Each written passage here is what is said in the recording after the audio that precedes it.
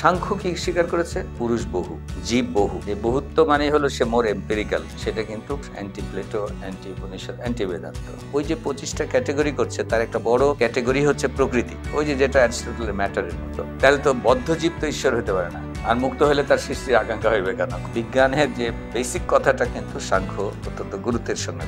সাংখ্য যোগকে অনেক সময় একভাবে উচ্চারণ করা হয়, বৈশেষিক নাইকে একভাবে উচ্চারণ করা হয়। বৈশেষিকরা পদার্থ নিয়ে, ফিজিক্যাল সায়েন্স নিয়ে আলোচনা শুরু করেছে। অ্যারিস্টটল যেভাবে ক্যাটেগরাইজ করেছিল 10টা, ওনারা করছেন 6টা, করছে 25টা। ক্যাটেগরাইজ করার ক্ষমতা ভারতীয় দর্শনে ইতিমধ্যে ছিল। Epistemology is highly worldly comparable to any western. ভারতীয় গ্রামারের একটা উৎপত্তির একটা প্রধান আশ্রয় হচ্ছে এই 9 শাস্ত্রের লোকরা। অ্যারিস্টটলের যে সিলোজিজম, সহানুভাব, সেই সহানুমান ওর প্যারালালি কিন্তু আলাপ করছে। তার মানে তারা ভারতের যুক্তিশাস্ত্রের প্রতিষ্ঠাতা। বৈজ্ঞানিক অনুসন্ধানের চিন্তাটা তাদের মধ্যে খুব মুখ্য ছিল। মানে আমরা যেভাবে জানি যে ভারতীয় দর্শন মানে মরমী, আদার ওয়ার্ল্ড, সবকিছু পূজা আর্চা, সবকিছু মানে যেভাবে ওয়েস্টার্নরা পিকচারাইজ করেছে ইতিহাসে, আমাদের মাথার ধারণার মধ্যে এটা থাকে।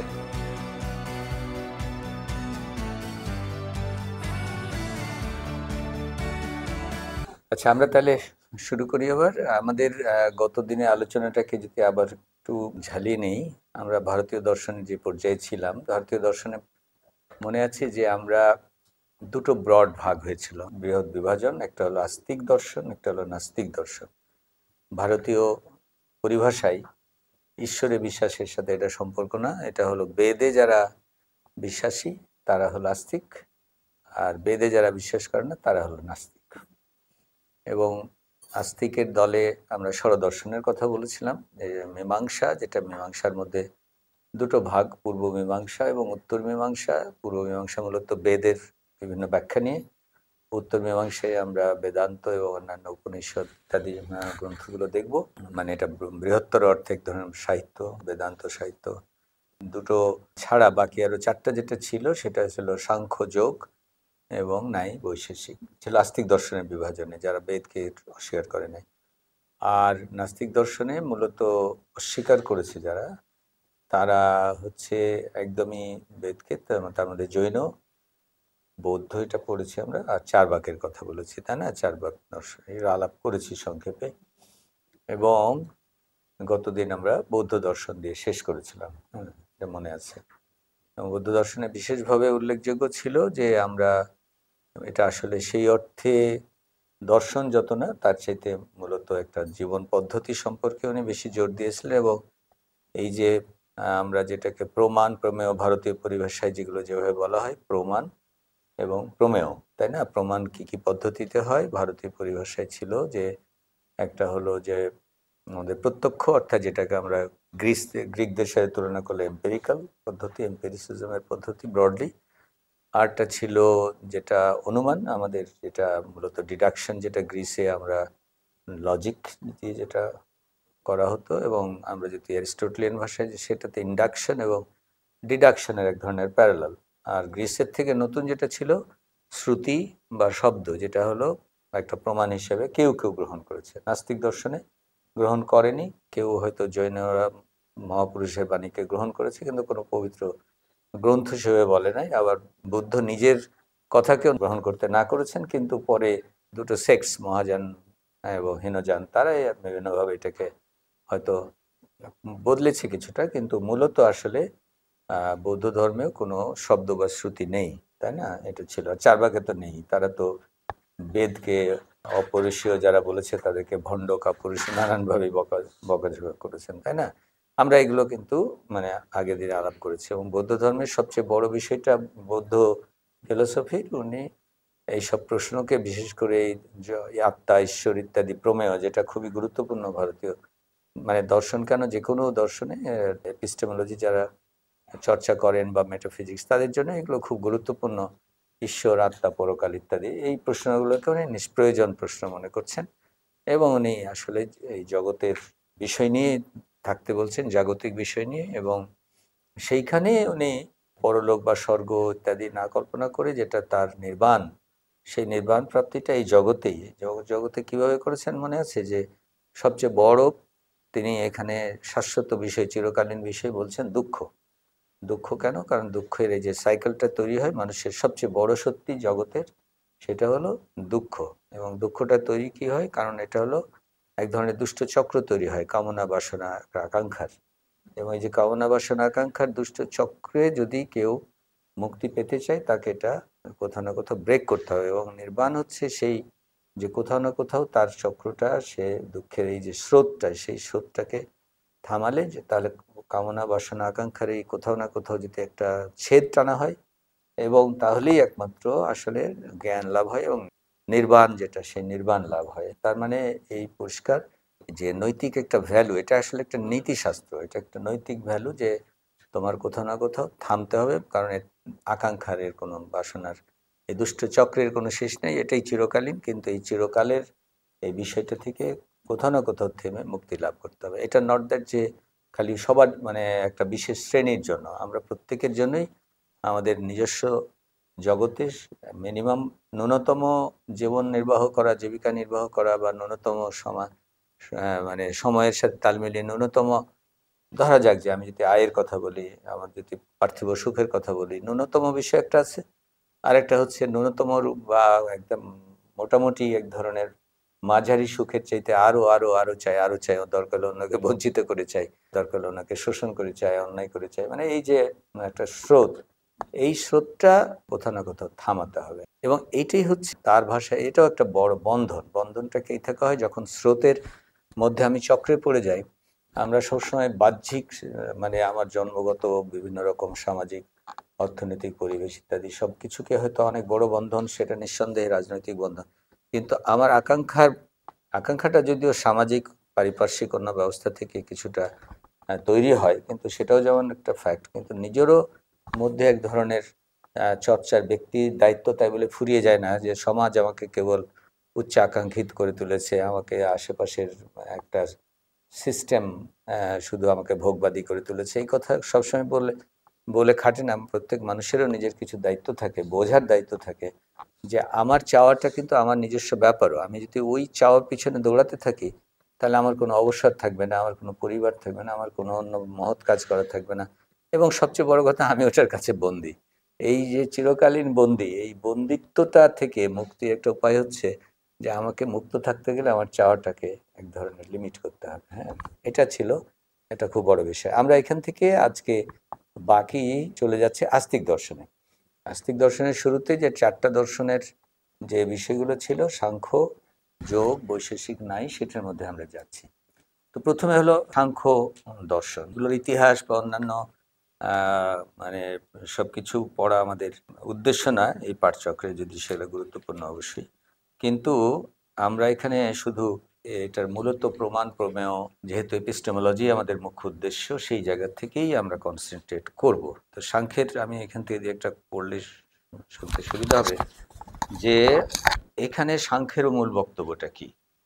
হ্যাঁ, আমি বৌদ্ধ দর্শনের যেটা কথা বললাম, এটার কারণ ছিল যে আমরা এখানেও দেখব সাংখ্যের, বৌদ্ধ দর্শনের যেমন সাংখ্য দর্শনেও তেমনি দুঃখ একটি প্রধান স্বীকৃত সত্য। এই দুঃখ নিবৃত্তির উপায়টা কি? তত্ত্বজ্ঞান। সেই জন্যই তত্ত্বজ্ঞান বা দর্শনের কথা ওঠে। মানে বুদ্ধের জীবন গঠনকে খুব গুরুত্বপূর্ণ, যেটা বলা হয়েছে, মানে যেখান থেকে মানে দুঃখ স্রোতকে নিবৃত্ত করা, এটাকে সাংখ্যরা বলছে যে যদি আমি ওই মানে তত্ত্বজ্ঞান লাভ করি কোনো বিষয়ে যেটা আমার জানা নাই, সেটা যদি তার মূল গূঢ় রহস্যটা জানি, তাহলে আমি সেখানে এক ধরনের এই দুঃখ থেকে নিবৃত্তির প্রধান উপায় একটা একটা হিসেবে। এবং এই দুঃখকে তারা প্রকারভেদ করেছে আধ্যাত্মিক, আধিভৌতিক, আদিদৈবিক, নানানভাবে, যে আমার আত্মা এবং দেহ থেকে যে ধরনের দুঃখ তৈরি হয়, যেমন শারীরিক, মানসিক, কামনা বাসনা, শারীরিক অসুখ বিসুখ ইত্যাদি, এটা আধ্যাত্মিক, কিংবা হঠাৎ করে চুরি টুরি হয়ে গেল কোনো কিছু ঘটনাগুলো, এটা আধিভৌতিক। আবার বড় বড় ভূমিকম্প বা কোনো কিছু আদিদৈবিক, এগুলো ক্লাসিফিকেশন করছে, এটা বড় কথা না। বড় কথা হচ্ছে তাদের ভাষায় দুঃখ হচ্ছে প্রধান সত্য, এটা খানিকটা বৌদ্ধদের মতোই। এবং তার থেকে মুক্তি পেতে গেলে এটা আসলে ওই আমাদেরকে তত্ত্বজ্ঞান করতে হবে, এবং সেজন্য প্রমাণ এবং প্রমেয়ের প্রশ্ন চলে আসে। তাহলে প্রমাণ প্রমেয়তে সাংখ্য ওই তিনটা, প্রত্যক্ষ, অনুমান ও শব্দ, তিনটা যেটা আমরা বলেছি ভারতীয় দর্শনের, তিনটাই উনি বলেছেন যে প্রত্যক্ষ, অনুমান ও শব্দ। কিন্তু এখানে মানে মীমাংসা বা যেটা আমরা মীমাংসা, তো যদিও পূর্ব মীমাংসা বেদকে একদমই প্রামাণ্য বলেছে, যাহা বলেছে অক্ষর অক্ষর সত্য। উত্তর মীমাংসা, উপনিষদ এবং বেদান্ত এবং অন্যান্য সাহিত্যের কথা আমরা যখন বলেছি, গতদিনই বলেছি যে আসলে এটা প্রকারান্তরে বেদকে কিছুটা অস্বীকার করে, কিন্তু কখনো পরিষ্কার বলে না। আর বলে যে বেদ নিকৃষ্ট বিদ্যা, হ্যাঁ, কিন্তু না বলে না।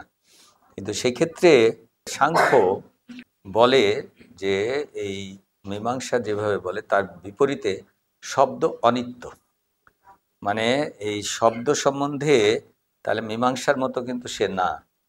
অনিত্য মানে হলো হ্যাঁ এটা প্রমাণ, কিন্তু এটা খাঁটি প্রমাণ নয়, মানে এই যে চিরকালীন প্রমাণ নয়।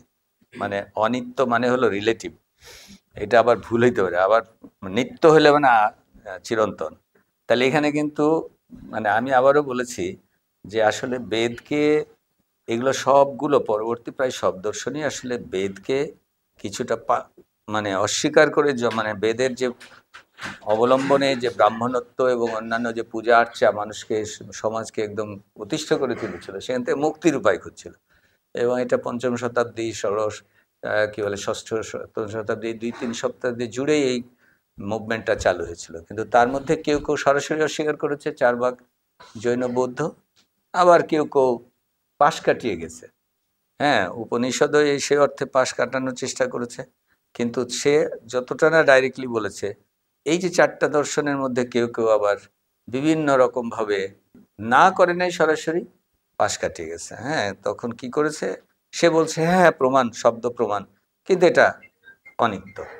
অনিত্য কারণ এটা আলটিমেটলি তত্ত্ব বা যে প্রমাণের কথা বলেছে সেটা হচ্ছে, এটা অনুমান দ্বারা সব মেইনলি জ্ঞান হয়, তারা মনে করেছে লজিক দ্বারা। কারণ যেটা এম্পেরিক্যাল জ্ঞান হয় বাহ্য বস্তুর, সেটা ইন্দ্রিয় দ্বারা স্থূল বস্তুর জ্ঞান হয়, কিন্তু স্থূল বস্তুর পরে এগুলোর যে কার্যকারণ, বিভিন্ন রকম সম্বন্ধ ইত্যাদি ইত্যাদি, সেগুলোকে তিনি বলছেন যে অনুমান এখানে প্রধান একটা ভূমিকা পালন করে। এবং ওনারা শ্রুতিবাক্য, এই এই লেখক থেকে আমি পড়ছি, তোমাদেরকে আগেই বলেছি যে এই লেখকের বিশেষ পক্ষপাতিত্ব বেদান্তের প্রতি রয়েছে, সুতরাং লেখার মধ্যে এই ধরনের দর্শনের প্রতি শ্লেষ আছে। তারপরেও পড়ি যে বুঝতে সুবিধা হওয়ার জন্য, যে সাংখ্য যে সব তত্ত্ব বা প্রমেয়র কথা বলিয়াছে, সে সকলের জ্ঞান হয় অনুমান দ্বারা।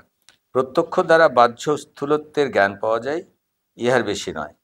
আর শ্রুতি যদিও প্রমাণ, তথাপি সাংখ্যের তত্ত্বসমূহ প্রমাণ করার জন্য শ্রুতি, ওই যে শ্রুতি বা শব্দ, পদে পদেই উদ্ধৃত হয় না, পাওয়া যায় না। বেদান্ত বা মীমাংসা যেমন কথায় কথায় শ্রুতিবাক্য উদ্ধৃত করতে পারিয়াছে, সাংখ্যের পক্ষে তাহা সম্ভব হয় নাই। মানে যে একটু নেগেটিভ আর কি, যে আজীব সাংখ্য চাই নাই না, ওইটা বলে না, বলে সাংখ্য সম্ভব হয় নাই।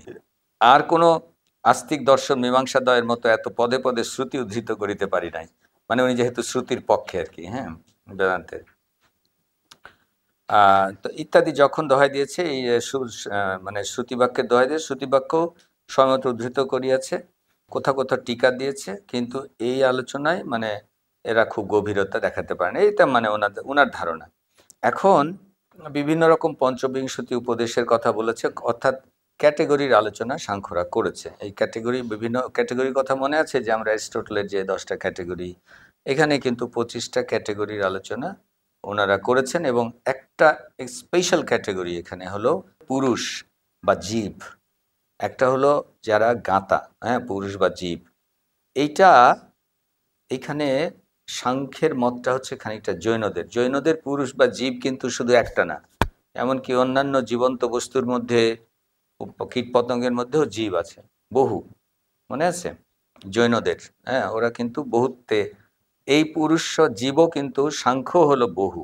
এবং সেই যেটা বলেছে, কারণ ওনারা যে বেদান্ত বলবে যে ব্রহ্ম এক, কেমন উপনিষদ বলবে এক এবং অদ্বিতীয়, এই যে ব্রহ্মের কথা ওনারা এটাকে ম্যাচ করতে পারেন না, কারণ দেখছে জন্ম একজনের আছে, তারটা মারা যাচ্ছে, আরেকটা নতুন করে তৈরি হচ্ছে, তাহলে কি করে এক হয়?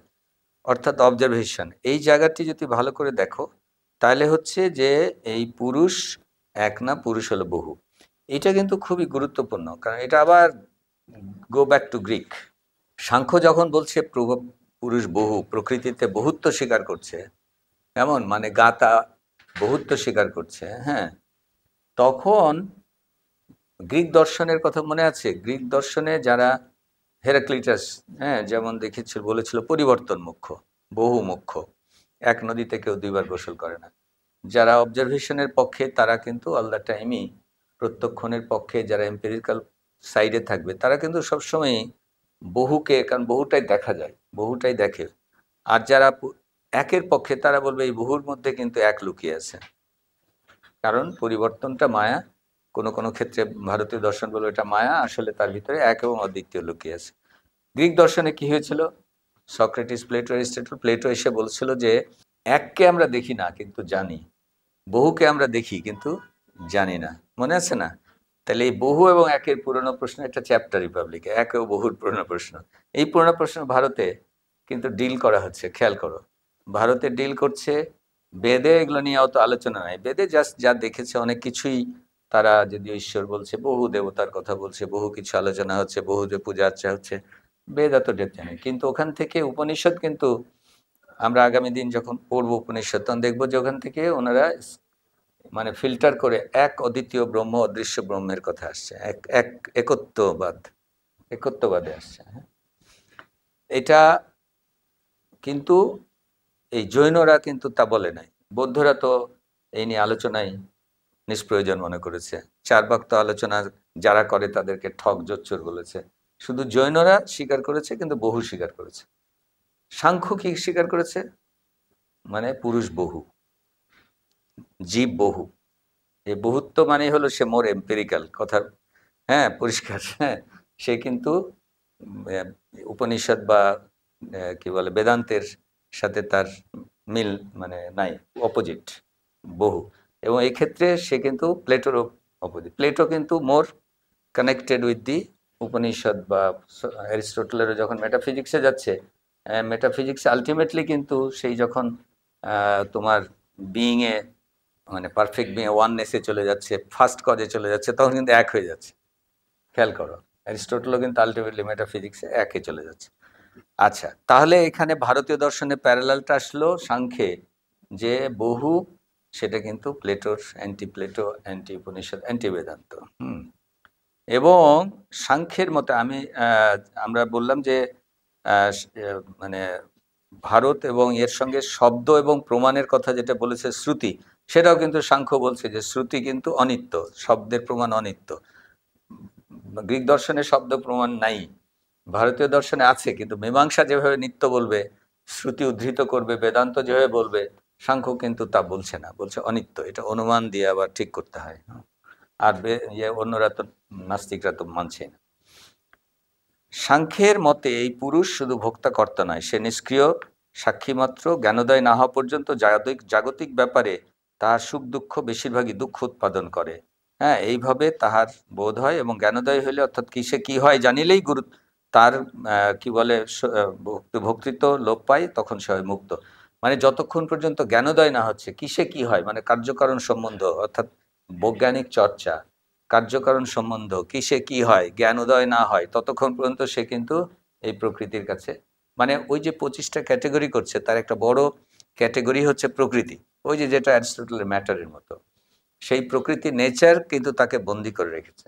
সে কিন্তু নেচারের হাতে, এই পুরুষ বা জীব অজ্ঞান থাকলে সে বন্দি। তাহলে জ্ঞান দিয়ে তাকে মুক্ত হইতে হবে। জ্ঞান হইতে হবে কিসে কি হয়, তার মানে কার্যকারণ সম্বন্ধ। মানে ইনে ওয়ে জ্ঞান বিজ্ঞানের কথা কিন্তু খুব পরিষ্কারভাবে ইঙ্গিত করছে যে বৈজ্ঞানিক জ্ঞান কিসে কি হয়, এবং এটা প্রকৃতি সংক্রান্ত জ্ঞান। এই যে দ্বিতীয়ত পুরুষ ছাড়া আর যে 24টি তত্ত্ব, তাহাই জগৎ। একটা হলো পুরুষ একদিকে, 24টা তো মানে ক্যাটেগরি হলো জগৎ, এবং যেই জগৎ ইহাদের এই যে স্থূলভূত বা পৃথিবী ইত্যাদি প্রত্যক্ষ দ্বারাই জানা যায়। এগুলোকে জানা যায় ভূত যেগুলো, সেগুলো প্রত্যক্ষ, অর্থাৎ অভিজ্ঞতা দিয়ে, এবং এই জ্ঞানের ইন্দ্রিয় টিন্দ্রিয় এগুলো নিয়ে ওনারা আলাপ করেছেন। এভাবে করে ওনারা যেটা বলছে যে এইগুলো, এই যে যেটা বাকি 24টা যেটা হলো জগৎ, এটার মূল হচ্ছে প্রকৃতি, এটাই হচ্ছে নেচার, এবং ইহাই সমস্ত জগতের উপাদান। তার মানে একটা কিছু কমন চিন্তা করছে, যেটা হলো ম্যাটার বলি, হোয়াট এভার ইজ, হ্যাঁ, সেটা তাকে বলছে যে এটা উপাদান। এবং এরা তখন কয়েক রকম গুণের তৈরি করছে, এই যে সত্য, রজস, তম ইত্যাদি, এগুলো গুণ তৈরি করছে। এবং এই গুণগুলো মানে একটা হারমোনির মধ্যে থাকে। বিক্ষোভ তৈরি হলে পৃথিবীতে অনেক কিছু সৃষ্টি হয়, নতুন করে চেঞ্জ হয়, ইত্যাদি ইত্যাদি। প্রকৃতি অচেতন এবং জড়, এবং সাম্যাবস্থায় উহা নিষ্ক্রিয়, কিন্তু অবস্থা বিশেষে ইহা সক্রিয় হয়ে ওঠে। তখন দুধ হইতে যেমন দই হয়, কিংবা বাছুর দেখিলে যেমন গাভীর দুধ নিঃসৃত হয়, তেমনি ইহা হইতে বিশাল বিরাট জগৎ প্রপঞ্চ আবির্ভাব হয়। প্রকৃতি সক্রিয় হয় পুরুষের সংস্পর্শে, যেন পুরুষকে সে বশ করিতে চায় এভাবে। কিন্তু পুরুষ যখন তাহার এই লীলা বা হাবভাব বুঝিয়ে ফেলে, অর্থাৎ যখন তার তত্ত্বজ্ঞান হয়, তখন প্রকৃতি সংকুচিত হইয়া সরিয়ে যায়, আর পুরুষও হয় মুক্ত। প্রকৃতি যেন লাজুক মেয়ে, লুকাইয়া পুরুষকে অভিভূত করিতে চায়, কিন্তু ধরা পড়িলে সরিয়ে যায়। পুরুষের বন্ধন ও মুক্তি রেহাই ভিতরকার কথা। তো এই যে এটা কিন্তু পরবর্তীতে বৈষ্ণব, এই যে রাধা কৃষ্ণের লীলা, এটার সঙ্গে কিন্তু সাংখ্য দর্শনের ডাইরেক্ট যোগসূত্র রয়েছে। কারণ যে রাধা হচ্ছে প্রকৃতি, পুরুষ হচ্ছে সেই কি বলে কৃষ্ণ, এবং তাদের যে পারস্পরিক লীলা খেলার মধ্যে দিয়ে জগতের যে বিবর্তন, এটা কিন্তু সাংখ্য দর্শনের সঙ্গে ঐতিহাসিকভাবে যুক্ত। হ্যাঁ, পুরুষ এবং প্রকৃতির এই ধারণাটা, হ্যাঁ, এবং সেটা মেল ফিমেলের কনসেপ্ট দিয়ে করা হয়েছে। তো এখানে তাহলে জীব এবং জগৎ, বন্ধন ও মুক্তি। বন্ধন কখন? যখন আমি প্রকৃতিকে অজ্ঞানতাবশত প্রকৃতির সঙ্গে যখন আমার তত্ত্বজ্ঞান হলো, তখন এটা হয়ে যাচ্ছে মুক্তি। কিন্তু তাহলে প্রমেয় আর কি আছে? প্রকৃতি তো জানলাম, প্রকৃতি অভিজ্ঞতা দিয়ে জানতে হবে, জ্ঞান দিয়ে জানতে হবে, মুক্ত হবে। আরও প্রমেয় তো খুব গুরুত্বপূর্ণ প্রমেয় হচ্ছে ঈশ্বর। উনি জিজ্ঞেস করছেন যে জীবজগৎ বন্ধন ও মুক্তি, এটা তো জানলাম, জগৎকে জানার পদ্ধতি ভেরি ক্লিয়ার, যে আমি জ্ঞান লাভ করবো, তার সঙ্গে কিসে কি হয় জ্ঞান লাভ করবো। ওখানে কিন্তু কোনো আদার অন্য কিছু উনি বলছেন না। কিন্তু ঈশ্বরের কথা সূত্রকার তুলিয়েছেন গৌণভাবে, খুব মানে কোনো রকমে আর কি, হ্যাঁ, মানে প্রচ্ছন্নভাবে। প্রত্যক্ষের স্বরূপ কি প্রশ্ন উঠিয়েছে, মানে প্রত্যক্ষ বলতে কি বোঝায়? সূত্রকারের মতে বাহ্য বস্তুর সহিত ইন্দ্রিয়ের সম্বন্ধ হইতে যে জ্ঞান হয়, তাহার নাম প্রত্যক্ষ, মানে অভিজ্ঞতা, যেটা প্রত্যক্ষ। হ্যাঁ, অভিজ্ঞতাকে বলছে যে ইন্দ্রিয়ের সাথে যেটা যুক্ত হয়ে জ্ঞান লাভ হয়, সেটা প্রত্যক্ষ। হ্যাঁ, আপত্তি হইতে পারে, যোগীরা যে অতীত অনাগত বস্তু প্রত্যক্ষ করেন, তাহলে কি সেটা প্রত্যক্ষ নয়? তখন ওরা তর্ক করছে যে প্রত্যক্ষ শব্দের অর্থ করিতে হয়েছে শুধুমাত্র যে বাহ্যিকভাবে দেখছে নাই, সূত্রকার ওটা মানতে প্রস্তুত না, যে অভিজ্ঞতাও লাগবে, এবং এটা খুব মডার্ন ইন্টারপ্রিটেশন। হ্যাঁ, এবং উনি বলছেন যে এর থেকে যে অনুমান করবে, কারণ কোনো বস্তুতে যে এই যে দই, যে একবারে অনাগত দই, যে দুধে যে দইয়ের সম্ভাবনা রয়েছে, এটা তো যারা জ্ঞানী তারা ওইটাও প্রত্যক্ষ করে, ওটা জানে, তারা অনুমানের থেকে জানে। হ্যাঁ, এবং অঙ্কুর যে বৃক্ষ হবে একবারে লুপ্ত বা অতীত হয়ে যায় নাই, এই যে ভূত, অতীত, বর্তমান, ভবিষ্যৎ, এটা প্রত্যক্ষ করাটা, এইভাবে বস্তুর পরিমাণ বা অবস্থার প্রান্তি যে প্রাপ্তি যে জানে, কারণ ওনারা মনে করে নতুন বস্তুর আবির্ভাব নাই, বস্তুর শুধু অবস্থা প্রাপ্তি আছে। এটাও কিন্তু সাংখ্য দর্শন বলছে। ওই যে কি বলে বলে না, ম্যাটার কনভার্টেড এনার্জি, মানে পদার্থের অবিনশ্বরতার সূত্র, সেই সম্পর্কিত কথা এখানে বলছে যে কোনো রকম নতুন বস্তুর আবির্ভাব নাই, আছে শুধু বস্তুর অবস্থান্তর প্রাপ্তি। যোগীরা এটা জানে, অর্থাৎ যারা গভীর জ্ঞানী তারা এই অবস্থান্তর প্রাপ্তিটা জানে। সুতরাং সেটা এক ধরনের অভিজ্ঞতা। এবং এই যে অবস্থান্তর প্রাপ্তি যে জানে, সে অতীত অনাগতকে বর্তমানের মতো প্রত্যক্ষ করতে পারে। কারণ কার্যে লীন থাকে, এবং কারণে অব্যক্ত কার্য উভয় প্রত্যক্ষ করা সম্ভব। সেই জন্য এই প্রত্যক্ষ সকলের সম্ভব না হলেও উহা প্রত্যক্ষই। অর্থাৎ এই যে কার্যকারণের এই যে চেইনটা তারা জানে, এটাই তো হচ্ছে কিসে কি হয়। হ্যাঁ, এখন বলল যে তাহলে যোগীদের যে ঈশ্বর প্রত্যক্ষ হয়, অর্থাৎ এই যে প্রত্যক্ষের আলাপ করছি, তো ঈশ্বর নিয়ে তো বলছে যে ঈশ্বর কথা তুলেছে গৌণভাবে। তো তখন আপত্তি করে ওদের বলছে যে যোগীদের যে ঈশ্বর প্রত্যক্ষ হয় সেটি কি? উহাকে তো এরকম প্রত্যক্ষের সঙ্গে ফেলা যায় না, ওই যে কার্যকারণ সম্বন্ধের মধ্য দিয়ে বস্তুর অবস্থান্তর প্রাপ্তি, দুধে দই হয়, অঙ্কুর বৃক্ষে হয়, ইত্যাদি তো ফেলা যায় না। তখন এই জন্য ওনারা বলছে এই ধরনের তো যেহেতু প্রত্যক্ষের সঙ্গে ফেলা যায় না, উত্তর ঈশ্বর তো অসিদ্ধ, মানে ঈশ্বর তো প্রমাণ সিদ্ধ করা যায় না। বক্তব্য হচ্ছে ঈশ্বর তো অসিদ্ধ, অসিদ্ধ মানে সিদ্ধ করা যায় না, হ্যাঁ, প্রমাণ করা। ঈশ্বরের অস্তিত্বের কোনো প্রমাণ নাই, সুতরাং ঈশ্বর প্রত্যক্ষের কথাই উঠিতে পারে না। অর্থাৎ ঈশ্বর অর্থ তো জগৎ স্রষ্টা। তাহলে অ্যানাদার প্রশ্ন হচ্ছে যে তিনি কি বদ্ধ না মুক্ত? যদি মুক্ত হন, তবে সৃষ্টির আকাঙ্ক্ষা তাহার হইবে কেন? আকাঙ্ক্ষা হয় বদ্ধজীবের, বদ্ধজীব ঈশ্বর নহে। প্রশ্নটা দেখো, মানে যে সম্পূর্ণ মুক্ত তার তো কোনো আকাঙ্ক্ষা নাই, কারণ সে তো আকাঙ্ক্ষা মুক্ত, সবকিছু মুক্ত। তাহলে সৃষ্টির আকাঙ্ক্ষা তার হইবে কেন? ওই যে যদি আদিতে বলে যে আমার, হ্যাঁ, আকাঙ্ক্ষা হয়েছে যে একটা প্রজাতি সৃষ্টি করব যিনি আমার ইয়ে করবেন, অর্চনা করবেন, পুজো করবেন, তাহলে তার হবে কেন আকাঙ্ক্ষা? তাহলে তো বদ্ধজীব তো ঈশ্বর হতে পারে না। আর মুক্ত হলে তার সৃষ্টির আকাঙ্ক্ষা হইবে কেন? খুব বেমক্কা প্রশ্ন। তাহলে ওনারা বলছেন যে ঈশ্বর অর্থ তো জগৎ স্রষ্টা, তিনি কি বদ্ধ না মুক্ত? যদি মুক্ত হন তবে সৃষ্টির আকাঙ্ক্ষা হইবে, তাহার হইবে কেন? আকাঙ্ক্ষা হয় বদ্ধজীবের, বদ্ধজীব ঈশ্বর নয়, সুতরাং ঈশ্বর নাই। এটা হচ্ছে মানে তাদের যুক্তি থেকে সাংখ্যদের কথা। শাস্ত্রে ঈশ্বরবাচক অনেক কথা পাওয়া যায় সত্য, কিন্তু সেগুলি হয় মুক্ত আত্মার প্রশংসা, নয়তো সিদ্ধদের উপাসনা। বড় বড় পুরুষকে হয়তো ঈশ্বর সঙ্গে বড় বড় মানুষকে। সুতরাং সাংখ্যের মতে ঈশ্বর নাই, পুরুষ ও প্রকৃতি এই জগতের প্রপঞ্চ ব্যাখ্যার জন্য যথেষ্ট। অর্থাৎ ওই যে পুরুষ প্রকৃতি দিয়ে তুমি কার্যকরণ ব্যাখ্যা করবে। কেহ কেহ যেমন বিজ্ঞান ভিক্ষু সাংখ্যের সাফাই গাহিতে গিয়া বলিয়াছেন, সাংখ্য তো ঈশ্বর নাই বলেন নাই, শুধু ঈশ্বর অসিদ্ধ বলিয়াছেন। অসিদ্ধ অর্থ প্রমাণ দ্বারা অস্তিত্ব প্রতিপন্ন করা যায় না এইমাত্র। কিন্তু সাংখ্যসূত্রে আলোচনা এই ক্ষেত্রে এত স্পষ্ট যে এই সাফাই টিকিতে পারে না, সেজন্য সাংখ্যকে নিরীশ্বর দর্শনই ধরা হয়। এখন ব্যাপারটা হলো কি, যে যারা ধরো আলোচনা করেছে, কেউ কেউ যেমন বৌদ্ধ ভিক্ষু, হ্যাঁ বিজ্ঞান ভিক্ষু, উনি চেয়েছেন যে বাবারে সাংখ্য মোর বেদান্তের কাছে থাক। মানে ঈশ্বর থাকলে হয় কি, বেদ বেদান্তের সাথে কাছাকাছি থাকতে পারে, নিরীশ্বর হইলে তো একটু দূরে চলে যায়। তো ওনায় বলছে দেখো, এ তো বলে নাই যে নাই, এবং সত্যি সত্যি যদি শব্দটা বলে থাকে অসিদ্ধ, তার মানে একটা অ্যাগনস্টিক পজিশনে ছিল। অসিদ্ধ মানে প্রমাণ নাই বললে হলো কমপ্লিটলি, যেটা আমরা যে অর্থে নাস্তিক বলি যে ঈশ্বরের নাই, এই যদিও ভারতীয় দর্শন সে অর্থে বলে না, কিন্তু ঈশ্বরবিহীন বললে যে অর্থে নাই, সেই অর্থে নাই তো বলে নাই, বলছে অসিদ্ধ। অসিদ্ধ মানে প্রমাণ করা যায় না, তা প্রমাণ করা যায় না আর নাই, এটা তো এক কথা হইল না। অসিদ্ধ মানে হলো খানিকটা যে বিজ্ঞান যেটা বলে, বাবা আছে থাকলেও প্রমাণ করা যাচ্ছে না, নাইও প্রমাণ করা যাবে না, সুতরাং বাবা আমি বলতেছি আছে কি নাই এটা আমার আলোচনা বিষয়, এটা বুদ্ধির পজিশন। ওই প্রশ্নটা নিষ্প্রয়োজন, ওই আলোচনার দরকার নাই, তুমি বরং এই জগৎ নিয়ে আলোচনা করো। এটা হলো সাংখ্যের পজিশন, তাই বলে কেউ দাবি করেছে, তাহলে অন্তত তাকে রক্ষা করা যায়। কিন্তু যারা বেদান্তের ভক্ত, এই লেখকের মতো বলছে না রে ভাই এটা ক্লিয়ার, সে বলেছে নাই, সে হচ্ছে নিরীশ্বর দর্শন। হ্যাঁ, সাংখ্য হচ্ছে নিরীশ্বর দর্শন। তাহলে আত্মার বন্ধ, কর্মফল, জ্ঞান দ্বারা মুক্তি, এইসব তো ভারতীয় দর্শনের কথা।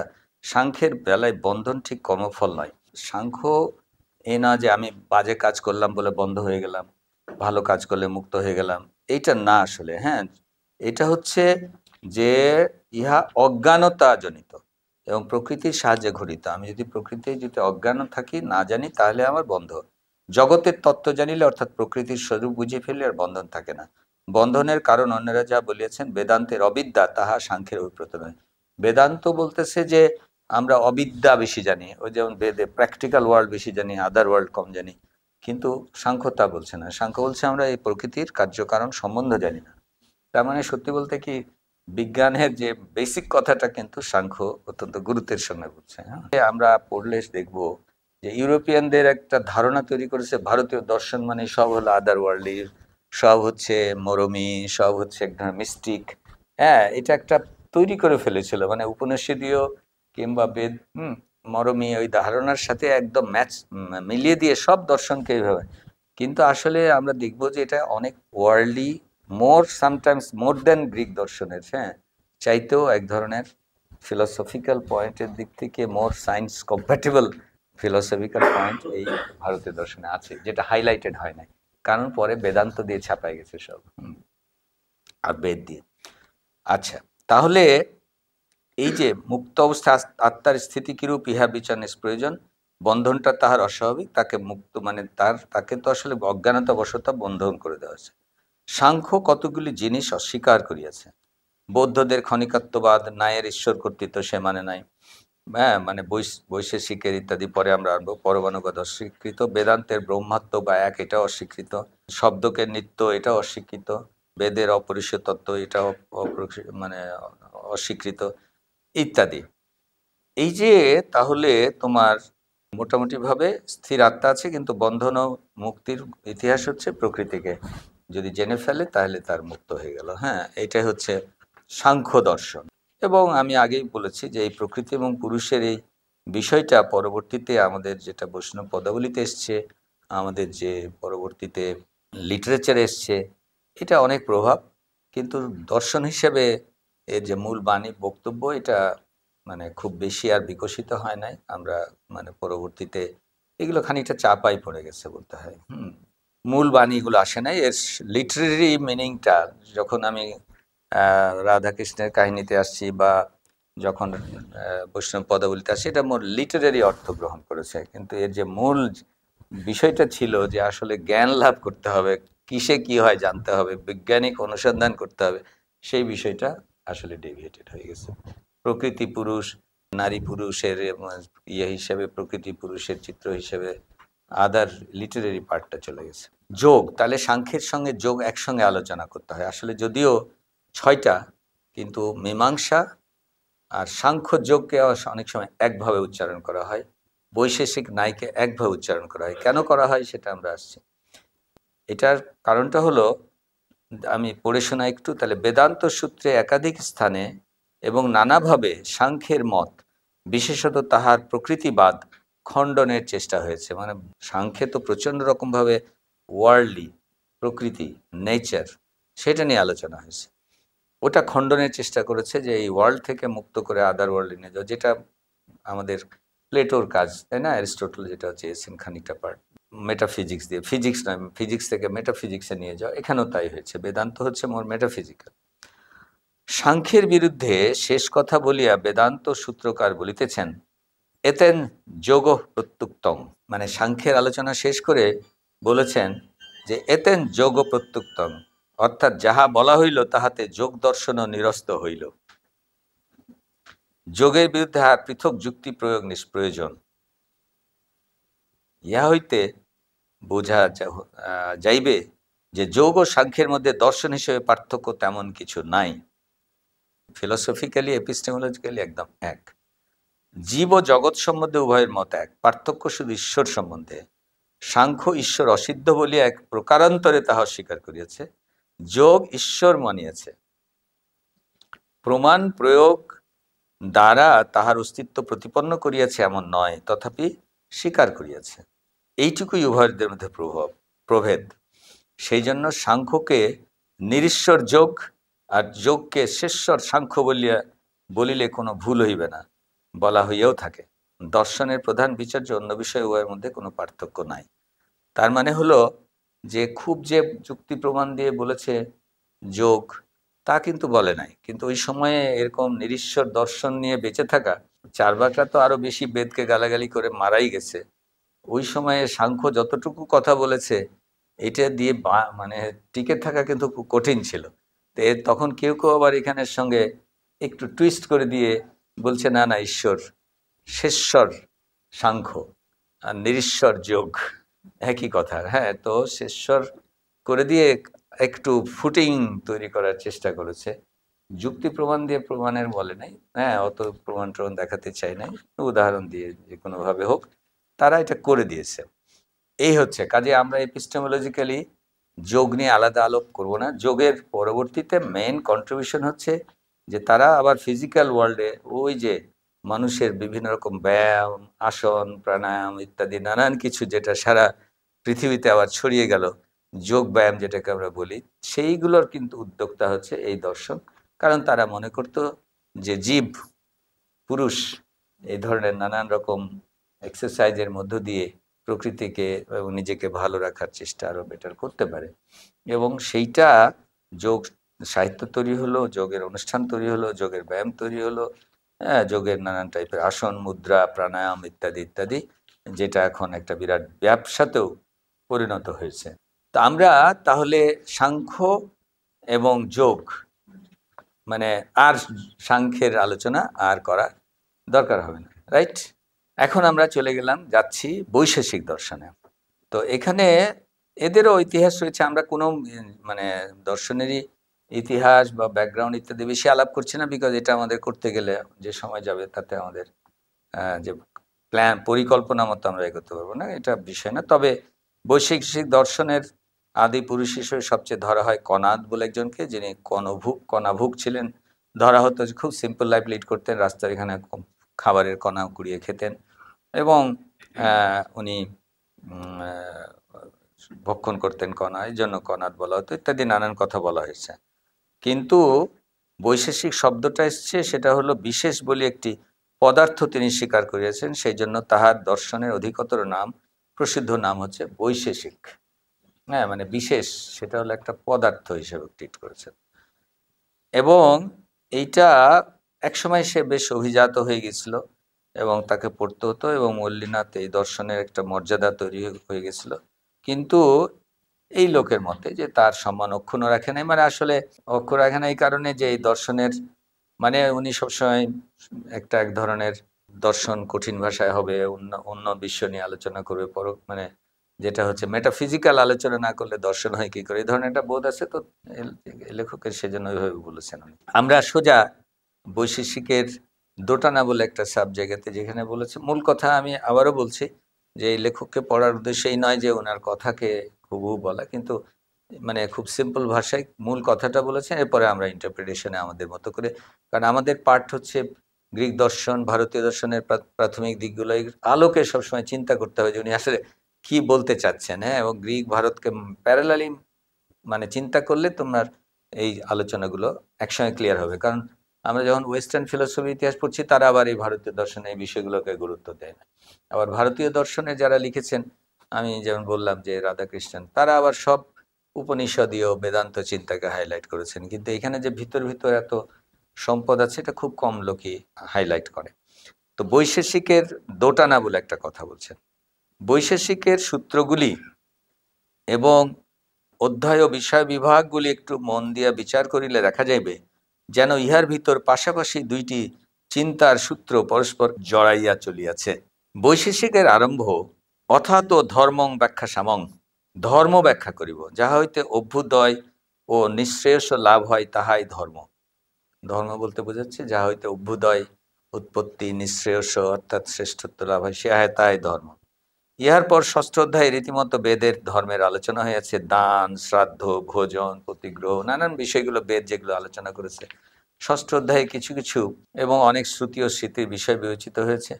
তারপরে বিভিন্নভাবে পিতার শ্রাদ্ধ করার ফল পুত্র পায় কিনা ইত্যাদি আলাপ হয়েছে, ক্রিয়া যে করে ফল পায়, সে পায় না অন্যে পায়, হ্যাঁ, ইত্যাদি আলাপ হয়েছে, কর্মের ফল কতক দুষ্ট কতক দুষ্ট ইত্যাদি আলাপ হয়েছে। আবার দশম অধ্যায়ের শেষে বলা হয়েছে তৎ বচনাৎ আমলাস্য প্রামাণ্যং, ঈশ্বরের রচনা বলিয়া বেদ প্রমাণ, এই বলিয়া গ্রন্থ সৎ সম্পন্ন করা হয়েছে, সমাপ্ত করা হয়েছে। এখন এই যে তৎ, হ্যাঁ, তৎ বচনাৎ, এখন তৎ বলতে ঈশ্বরের কথাই মিন করেছে বলে ধারণা করা হচ্ছে। তাহলে আরম্ভ ষষ্ঠ অধ্যায় এবং দশমের শেষ একত্রে ধরলে মনে হবে এটা একটা বৈদিক ধর্মের ব্যাখ্যা, একটা মীমাংসা জাতীয় দর্শন বলে মনে হবে। মানে ওই যদি আলাদা আলাদা ওই জায়গাগুলোকে পিক করা হয় তাহলে মনে হবে যে আহারে দান, শ্রাদ্ধ, ভোজন ইত্যাদি কি করতে হবে, কি পূজা আছে করতে হবে, কি ধরনের আলোচনা ঢুকে গেছে। আর যেহেতু তৎবচনা তাম্রাস্য প্রমাণ, কিন্তু বাকি অধ্যায়গুলিতে বিস্তৃতভাবে আলোচিত হইয়াছে পদার্থ, দ্রব্য, গুণ ইত্যাদি। হ্যাঁ, মানে দুঃখের বিষয় এটা কোনো কনসিস্টেন্ট জায়গা নাই। ওগুলো মনে হয় একটা প্রক্ষেপণের মতো চ্যাপ্টার যোগ হয়েছে, ওখানে আলোচনা করেছে। একবার মাত্র তৎবচনাৎ বলেছে, বইলা প্রামাণ্যং বলেছে, আর কোথাও বলে নাই কিছু ঈশ্বর নিয়ে। এবং বাকি অধ্যায়গুলিতে বিস্তৃত হইয়াছে পদার্থ, দ্রব্য, গুণ ইত্যাদি। এই ভদ্রলোকের কমেন্টটা খুব ইন্টারেস্টিং। এই দুইটি বিষয়ের সম্বন্ধ তো খুব ঘনিষ্ঠ মনে হয় না? অনেকে ইহার ভিতর বিপরীতের সমন্বয়ের চেষ্টা দেখিয়া উপহাসও করিয়াছেন। একটা শ্লোক আছে, ধর্মং ব্যাখ্যা তুকামস্য ষড়পদার্থ পদার্থ পবর্ণনা হিমবধ গন্ধ কামস্য সাগর গমন কমা। অর্থাৎ ধর্ম ব্যাখ্যা করিতে গিয়া ষড় পদার্থের বর্ণনা হিমালয়ে যে যাইতে চায় তাহার সাগরের দিকে যাওয়ার মতো। অর্থাৎ ধর্ম ব্যাখ্যা, ধর্ম নিঃশ্রেয়স লাভ নিয়ে আলোচনা করবে, অভ্যুদয় আলোচনা করবে, তা না করে এই ষড় পদার্থের দ্রব্য, গুণ ইত্যাদি। অর্থাৎ ধর্ম ব্যাখ্যা করিতে গিয়া ষড় পদার্থের বর্ণনা হিমালয়ে যে যাইতে চায় তাহার সাগরের দিকে যাওয়ার মতো। অথচ বৈশেষিক কিন্তু ঠিক তাহাই করিয়াছে, ধর্ম ব্যাখ্যা করিব বলিয়া ষড় পদার্থের ব্যাখ্যায় বসিয়ে গিয়েছে। মানে এটা কিন্তু এই আমাদের স্টাডি সার্কেলের 30 বছর ধরে অভিজ্ঞতা। কারণ টিপিক্যাল ফিলোসফির যারা আসেনি তা না, এসেছে, এবং সিনিয়র মিড লেভেল প্রফেসররা যারা এখন দর্শন সমিতির লিডার আছে তাদের মধ্যেও লোক এসছে, আমাকেও ডেকে নিয়ে গেছে ওই যে সেই দর্শনের আলোচনার একটা সেশনে। কিন্তু যেহেতু আমরা থেলিসের বিজ্ঞান থেকে আলোচনা শুরু করি, বিজ্ঞানের তারপরে ম্যাথমেটিক্স নিয়ে আলোচনা করি, গণিত নিয়ে, পরবর্তীতে বিজ্ঞান এবং এই এপিস্টেমোলজি দর্শন নিয়ে একসময় মাখামাখি আলোচনা করি, এবং কোয়ান্টাম মেকানিক্স নিয়ে আলোচনা করি, জেনেটিক্স নিয়ে আলোচনা করি, ওদের কাছে টোটালি এই বিষয়গুলো মনে হয় যে আমরা বিজ্ঞান আলোচনা করি। অনেকের কাছেই মানে ওদের কাছে দর্শন যেভাবে পড়ে, হ্যাঁ, দর্শনের যে ধরনের বিষয় নিয়ে যেইভাবে তারা পড়তে অভ্যস্ত, মূলত মেটাফিজিক্স, মূলত পদার্থ না, অতি জাগতিক বিষয়, অন্যান্য বিষয় নিয়ে যে আলোচনা করে, যে এথিক্যাল ইস্যুগুলো নিয়ে আলোচনা করে, তার সাথে এই আলোচনাটা এতই বিজাতীয় মনে হয় যে এখানে আজ পর্যন্ত কিন্তু দর্শনের কোনো ছাত্র, এখানে বুয়েট, মেডিকেল কলেজ, আমি এখন সারা দুনিয়াতে আমার মানে যেটাকে বলে শিষ্য কুল পাই যারা পাশ করে, তার অধিকাংশই কিন্তু ঢাকা বিশ্ববিদ্যালয়, জাহাঙ্গীরনগর বিশ্ববিদ্যালয়, বুয়েট, সারা দেশ থেকে বিভিন্ন বিষয়ের, এমনকি জেনারেল সায়েন্স মানে আর্টসের লোক, ফিজিক্স, কেমিস্ট্রি, অন্যান্য বিষয়ের লোক, কিন্তু ফিলোসফির অ্যাজ সাচ টিকে না। কারণ তাদের এমনভাবে মাইন্ডসেট তৈরি করে ফেলে যে সেটার পড়াটা, এই যে মনে হয় যে আমি ফিলোসফি আলোচনা করতে গিয়া ছোট পদার্থের আলোচনায় বসিয়ে গেছি, দ্রব্য, গুণ, কোয়ালিটি, কোয়ান্টিটি, ইত্যাদি ইত্যাদি, চেঞ্জ, কোয়ান্টাম মেকানিক্স কেন আমি পড়বো, হ্যাঁ, বুঝছো কথাটা? অথচ যারা তোমরা এটা শেষ করবে তারা দেখবে যে আসলে তো আদিকালে তো এরকম ডিসিপ্লিন আলাদা ছিল না। আসলে এই 300 বছর আগেও সায়েন্সকে বলা হতো ন্যাচারাল ফিলোসফি। ফিলসফাররাই সবকিছু অ্যাড্রেস করার চেষ্টা করতো, এটাকে বিভাজন করা হয়েছে এবং আস্তে আস্তে কোন জায়গাটা সায়েন্সে পরিণত হয়েছে। শুধু আমরা দেখা গেল ইজিপ্টের আলেকজান্দ্রিয়াতেই শুধুমাত্র ক্লিয়ার কাট বিভাজন সায়েন্সের সঙ্গে এবং ফিলোসফি আলোচনা করব, কিন্তু আসলে তো এটা মিক্সড। এবং সেইখানে যদি আমরা পুরো ইতিহাস, চিন্তা ইতিহাসের ওই অংশগুলোকে না বুঝি, এবং কিভাবে তাহলে সায়েন্স আলাদা হয়ে গেল, কীভাবে এথিক্স আলাদা হলো, এস্থেটিক্স আলাদা, চিন্তার ইতিহাস তো ফলো করতে পারবো না। এবং এপিস্টেমোলজিক্যালি সায়েন্সটা কী তাহলে বুঝতে গেলে আমাদেরকে তো জ্ঞানটা কি, জ্ঞানের সাথে অন্য পার্থক্য কী। এখন এই যে বৈশেষিকরা কিন্তু সেই কাজ করেছে, বৈশেষিকরা পদার্থ নিয়ে মানে ফিজিক্যাল সায়েন্স নিয়ে আলোচনা শুরু করেছে, বিজ্ঞান নিয়ে, কিন্তু যারা বেদান্তে তারা কিন্তু এই আলোচনাগুলোকে পছন্দ করে না। বেদ কিন্তু আসলে ছিল, ঈশ্বরের আলোচনা বেদে ছিল অনেক কিছু, কিন্তু তো যাই হোক, এখন তাহলে আমরা আবার ভারতীয় ফরম্যাটে চলে যাই। প্রমাণ, প্রমেয়, এটা খুব দরকার, হ্যাঁ, বোঝার জন্য। উনি বলছেন দর্শনগুলির মধ্যে বৈশেষিক একটু সহজ, ইহাতে সূক্ষ্ম বিচার কম এবং উচ্চ কল্পনারও প্রশ্রয় নাই। মানে এই লোক মনে করছে যে কল্পনা থাকতেই হবে, উচ্চ কল্পনা, সহজ ভাষায় বললে আর ইয়ে হইল না আর কি, হ্যাঁ, দর্শন চর্চা হলো না, জটিল হইতে হবে, মাথার উপর দিয়ে একটু যেতেই হবে, কিছু বুঝি না কিছু বুঝি, এটা হইতেই হবে। বিচার প্রায় সব বস্তুই হইয়াছে, কিন্তু কোনো বিচারই খুব দীর্ঘ বা জটিল নয়।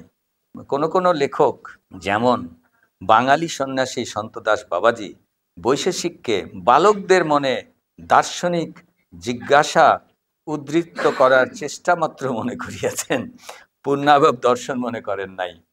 মানে এটা একটা বালকোচিত এই ধরনের সহজ আলোচনা এটাকে মনে করেছেন। এতটা স্বীকার না করিল তর্ক বিচারে যে ইহার স্থান নাই বা বেদান্তের সমতুল্য নাই, তাহা মানিতেই হইবে।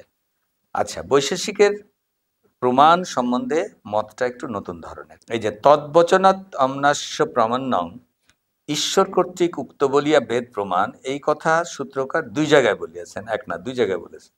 সুতরাং শ্রুতি বা শব্দ তাহার একটা প্রমাণ হওয়া উচিত, যে যেহেতু শ্রুতিকে বলছে তদ্বচনাৎ অমনাস্য প্রমাণ্যং, কিন্তু প্রকৃতপক্ষে তিনি 2টি মাত্র প্রমাণ স্বীকার করিয়াছেন, প্রত্যক্ষ, অনুমান, এমনকি শব্দকেও স্বীকার। তার মানে একদম গ্রিকদের মতো, ইন্ডাকশন মানে অভিজ্ঞতা এবং লজিক, এবং ইন্ডাকশন, ডিডাকশন, যে ফর্মেটই বলি না কেন, প্রত্যক্ষণ এবং অনুমান, এই দুটোকেই উনি একমাত্র স্বীকার করেছেন।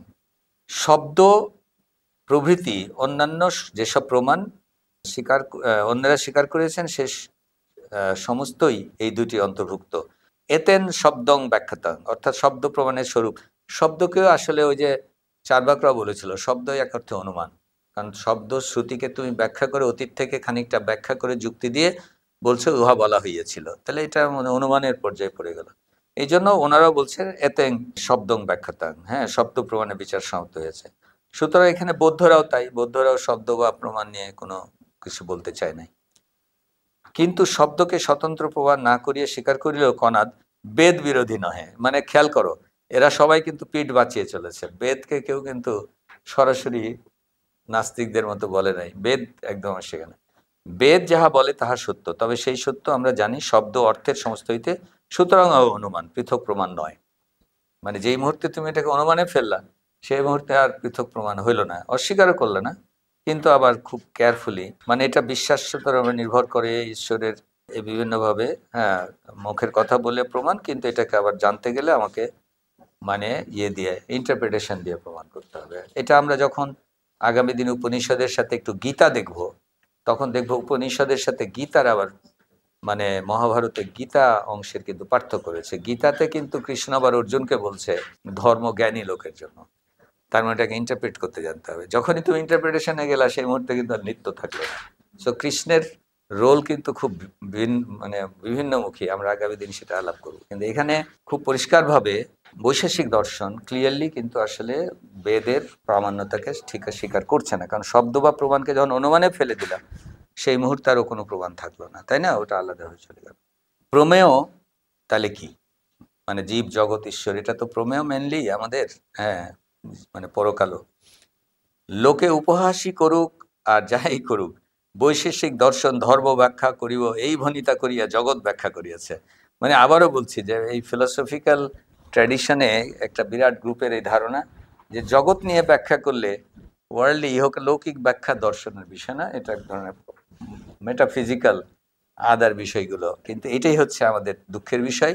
সেই জন্য আমাদের দর্শন শাস্ত্রের যে নেতৃত্ব বা দর্শন শাস্ত্রের যারা বেরোচ্ছে, তাদের সাথে প্র্যাকটিক্যাল ওয়ার্ল্ডের আমাদের এখনকার জগতের সমস্যার যোগসূত্র খুবই কম। তাদের কোনো ভূমিকা বা দিক নির্দেশনা রাষ্ট্রীয় ক্ষেত্রে তাদের বা অন্যান্য ক্ষেত্রে তাদের কোনো ভূমিকা প্রায় পাওয়া যাবে না, বরং তার চেয়ে বরং আবৃত্তির লোকের পাওয়া যাবে, তার সাথে গানের লোকের পাওয়া যাবে, তার সাথে নাটকের লোকের পাওয়া যাবে, শিল্প সাহিত্যের লোকের পাওয়া যাবে, অন্য বিষয়ের লোকের পাওয়া যাবে, কিন্তু দর্শনের লোকের খুব কম পাওয়া যায়, কারণ তারা তো আসলে এই জগৎকে হয়তো খুব বেশি, এটা ঘটনাটা এসছে কিন্তু আমাদের ভারতীয় দর্শনের একটা বিশেষ ধারা, অত্যন্ত গুরুত্বের সঙ্গে এই ধারাটা আমরা দেখব যে এই ধরনের চিন্তাকে টোটালি মানে নাকচ করে দিয়েছে। ভারতীয় চিন্তা থেকে খুব বেশি রকম বিদায় করে দিয়েছে। ইউরোপে এটা ঘটে না। ইউরোপে বিশেষ করে আলেকজান্দ্রিয়া রিভাইভাল হয়েছে, এমনকি হিউম্যানিজমের রিভাইভাল হয়েছে রেনেসায়। হ্যাঁ, যত যা যা হয়েছে তার চেয়ে আমাদের আলেকজান্দ্রিয়া ছিল না, আমাদের কোনো ওইভাবে রিভাইভাল হয়নি। তো যা হোক, এই জগৎ ব্যাখ্যা করেছে। আবার সঙ্গে সঙ্গে ইহাও বলিয়াছে যে যে তত্ত্বজ্ঞান দ্বারা নিঃশ্রেয়স লাভ করা হয়, তাহা ধর্ম বিশেষ হইতে উৎপন্ন হয়। তত্ত্বজ্ঞান দ্বারা নিঃশ্রেয়স অর্থাৎ মুক্তি নির্বাণের মতো এক ধরনের, তাহা কি দিয়া হয়? ধর্ম বিশেষ। তাহা হইলে তো ধর্মের কথাই আগে বলা উচিত ছিল, কিন্তু সূত্রকার তাহা না বলিয়া পদার্থের আলোচনা করিয়াছেন, এবং ইহাই শেষ পর্যন্ত তাহার দর্শন। একটু পরস্পর বিরোধী কথা ও আচরণ বলিয়া তো আপাতত মনে হয়, তবে পরে ষষ্ঠ অধ্যায় ধর্মের আলোচনাও তিনি করিয়েছেন, কিন্তু এই যে এই বিরোধ অতিক্রান্ত হয় না সে কথা প্রিয়। যেসব জিনিসের তত্ত্বজ্ঞান হইতে মুক্তি হয়, তাহাদের নাম পদার্থ। এটা কিন্তু ওই যে প্রকৃতিবাদের মধ্যে খানিকটা, প্রকৃতি যেটা সাংখ্যের, এও বলতেছে যে যে এগুলো হচ্ছে পদার্থ, ম্যাটার বলি আর যেভাবে বলি, হ্যাঁ, এটাকে যদি আবার মার্কসিস্ট ইন্টারপ্রিটেশন, এটাকে আবার ম্যাটেরিয়ালিজমের সাথে নিয়ে আসার চেষ্টা হয় অনেকের, কিন্তু যেহেতু উনি আবার কমপ্লিটলি বেদ বিরোধী না, এটা তারা মেটেরিয়ালিস্টরা বেশি করে টানে চাণক মানে ইয়েকে, লোকায়ত দর্শনকে, রাদার দেন এইটা চার বাক্যে বেশি তারা আপন মনে করে, মানে ঈশ্বরকে যেহেতু সরাসরি অস্বীকার করেছে তাই। তো যেসব জিনিসের তত্ত্বজ্ঞান হইতে মুক্তি হয় তাহার নাম পদার্থ। বৈশেষিকের মতে পদার্থ ছয়টি: দ্রব্য, গুণ, কর্ম, সামান্য, বিশেষ ও সমবায়। দেখো অ্যারিস্টটল যেভাবে ক্যাটাগরাইজ করেছিল 10টা, ওনারা করছেন 6টা, ইয়ে করছে 25টা। ক্যাটাগরাইজ করার ক্ষমতা ভারতীয় এই দর্শনে ইতিমধ্যে ছিল, যে ক্যাটাগরাইজেশন যে খুব গুরুত্বপূর্ণ, এর নামকরণ, এটার বিভাজন, শ্রেণী বিভক্তকরণ। এবং তখন হয়তো কেউ বলেছে অভাবও একটা পদার্থ ইত্যাদি ইত্যাদি, আলোর অভাবকে অন্ধকার, এটা কি সেটা কি পদার্থ না ইত্যাদি, মানে ক্যাটেগরাইজেশন নিয়ে নানা রকম টিকা টিপ্পণিকার পরবর্তীতে আলোচনা হয়েছে, কিন্তু মোদ্দা কথা তারা ক্যাটেগরাইজ করেছে। এর মধ্যে 6টা পদার্থ বর্ষিকা স্বীকার করেছে, তার মধ্যে দ্রব্য ও গুণের অর্থ স্পষ্ট। একটা দ্রব্য, ধরা যাক কলমটি একটি দ্রব্য, ইহার রং আকার ইত্যাদি এগুলো গুণ ইত্যাদি, একটা বস্তু তার গুণ রয়েছে ইত্যাদি। তো এইভাবে তারা কিন্তু বিভিন্ন রকম অর্থ, গুণ কাকে বলে, দ্রব্য কাকে বলে, এগুলো কিন্তু, এবং সেগুলো ইন্দ্রিয় কয়টা, ইন্দ্রিয় দিয়ে কিভাবে পাওয়া যায়, এবং সেগুলোর মধ্যে আবার নিত্য অনিত্য দুইটা শ্রেণী বিভাগ আছে। কোনটি নিত্য আর কোনটি অনিত্য তাহা এগুলো বুঝবে, মানে ওগুলো তারা আলোচনা করেছে। নিত্য দ্রব্য যেগুলো বিনাশ নাই, আর যেগুলো বায়ুকে বিশেষিক নিত্য বলিয়াছেন, মানে কোনগুলো বলেছে যেটা বিনাশ নাই, আর কতগুলোকে উনি বলেছেন পরিবর্তন আছে, ইত্যাদি ইত্যাদি। আমরা এটার ডিটেলটা মুখ্য নয়, ডিটেলটা হচ্ছে যে ওয়ে অফ থিঙ্কিং, যে পদার্থকে বিবেচনা করতে হবে, দেখতে হবে, অনুধাবন করতে হবে, এবং সেইটার জ্ঞান থেকেই নিঃশ্রেয়স লাভ করতে হবে। দি স্পিরিটটা খুব বড়। আমরা আগেই বলেছি যে conclusion is not science, science হচ্ছে কোয়েশ্চেন, প্রশ্ন করা শেখা। প্রশ্ন করেছেন ওনারা, পদ্ধতি ঠিক করেছেন, পদ্ধতিটা হলো সায়েন্স। তাহলে এগুলো, এবং সেখানে পরমাণু নিয়েও কথা বলেছেন ওনারা। হ্যাঁ, পরমাণু সত্য নিত্য হলেও দ্রব্যের তালিকায় পড়ে না, ইত্যাদি। দ্রব্যের পরে গুণ আলোচনা করেছে, তারপরে গুণের পরে কর্ম আলোচনা করেছে, এই যে 6টা বিশেষ বৈশেষিকের 6 পদার্থের এগুলো আলোচনা করেছে। এবং এই পদার্থের জ্ঞান হইলেই মোটামুটি বিশ্বের জ্ঞান হইল। জগতের উৎপত্তি হয় কীরূপে, এই যে বৈশেষিক পরমাণু স্বীকার করিয়েছে। হ্যাঁ, তখনকার সময়ে এই আলোচনাগুলো তারা এই ডেপথে গিয়েছে। তো এগুলো করার পরে তারা কিন্তু এই ঈশ্বরের আলোচনা কি করেছে, স্রষ্টা বা ঈশ্বরের আলোচনা বৈশেষিক করে নাই। সৃষ্টির কথাই বা আর কি বিশেষ বলিয়াছে। সৃষ্ট দৃশ্যমান জগতের পদার্থগুলি একটি সাধারণ জ্ঞান, প্রাথমিক জ্ঞান বলিলে অন্যায় হইবে না, ইহাই দেখা যায় বৈশেষিকের প্রধান কাজ। মানে ওই যে তদ্বচনাৎ অমনাস্য প্রাণায়াম বলে একবার বলে, দুইবার বলে শেষ, আর ঈশ্বরের কোনো আলোচনাই করে নাই। হ্যাঁ, মানে ওই যে এরা আরো ট্যাক্টফুল আর কি। যে বাবা আছে না, এগুলো আলোচনা করে খামাখা ওই সময় বিপদগ্রস্ত ব্রাহ্মণদের দ্বারা হওয়ার কোনো কারণ দেখে না। তো যাই হোক, সত্যি বলতে কি, প্রাথমিক ধর্ম ব্যাখ্যা করিব বলিয়া, কি বলে, আরম্ভ করিয়া ধান ভানিতে শিবের গীতের মতো পদার্থের বিচারী হওয়া মত্ত হইয়া রয়েছে। মানে যে এই লোক তো পছন্দ করে না এই ধরনের বিষয়। হ্যাঁ, ধর্মের কথা যাহা বলিয়াছে তাহা অত্যন্ত অসম্পূর্ণ, পূর্বমীমাংসার বিচারের তুলনায় কিছু না। আর ঈশ্বর যে আছেন তাহাও তদ্বচন তামদাস্য প্রামাণ্যং এই দ্বিরুক্ত সূত্রে গৌণভাবে বুঝিয়েছে। এখানেও ঈশ্বরবাচক বিশেষ্য নাই, কিন্তু ঈশ্বর বলেন নাই, কিন্তু তৎ। হ্যাঁ, মানে এটাকে শুধু ব্যাখ্যা করে বলে তৎ। ইহা নিংড়াইয়ারাই টিকাকাররা ঈশ্বর বাহির করিয়াছেন। আবারও এক জায়গায় বেদ বক্তা ঈশ্বর ইত্যাদি। মানে সোজা কথা, বিশ্ব বৈশেষিকের ঈশ্বর আলোচনা হলো তৎ, তদ্বচনাৎ, এর বাইরে কোনো আলোচনা ওরা করে নাই, ইন এ ওয়ে অ্যাভয়েড করেছে। হ্যাঁ, আচ্ছা, তাহলে আমরা বৈশেষিকের মোটামুটি পরিচয় পেলাম। আসলে এই জগতের প্রকৃতি পদার্থের দ্রব্য গুণ ইত্যাদি বিভিন্ন বিষয়ের জ্ঞান লাভই হচ্ছে নিঃশ্রেয়স। এটাই হচ্ছে ধর্ম, এটাই হচ্ছে মুক্তি, আর কিছু না। তার মানে ভেরি ওয়ার্ল্ডলি ফিলোসফি। হ্যাঁ, মানে epistemology is highly worldly, comparable to any western. কিন্তু ওই যে বললাম, পরে ভারতে একটা প্রশ্রয় পায় না, ভারত ইতিহাস অন্যদিকে চলে গেছিল। এবং তার একটা কারণ হলো বেদান্ত এবং শঙ্করাচার্যের প্রচণ্ড ক্ষমতা। তাহলে আমরা এবারে ন্যায়ে চলে আসি। হ্যাঁ, যে যখন এটা শেষ হলো, তাহলে আমরা ন্যায়শাস্ত্র কি বলছে একটু অনুধাবন করিলেই দেখা যাইবে যে আসল দার্শনিক প্রশ্নের বিচারে বৈশেষিক খুব গভীর কিছুই বলে নাই, বেশিরভাগই পদার্থবিদ্যার কথা। সেই জন্যই দর্শনের আসরে ইহার স্থান খুব উচ্চে নয়। এটা হলো তার ভাষ্য আর কি, আমার ভাষ্য নয় কিন্তু। এবং ঠিক সেজন্যই সে ক্রমে দর্শনের সঙ্গে মৈত্রীর প্রয়োজন বোধ করেছিল। সে নিজে দুর্বল, তাকে পরে সাহায্য নিত ইত্যাদি। তো এই যে বৈশেষিকই ন্যায়ের কোলে আশ্রয় নইল বা ন্যায় বৈশেষিকের কালে নইল, এটা বলা কঠিন। এই প্রশ্নের উত্তরের জন্য কোনো উপাদান, ইতিহাস ইত্যাদি আমাদের কাছে নাই, কিন্তু দুই এটা হইতে পারে, দুজনের আশ্রয় গড়ে উঠেছিল।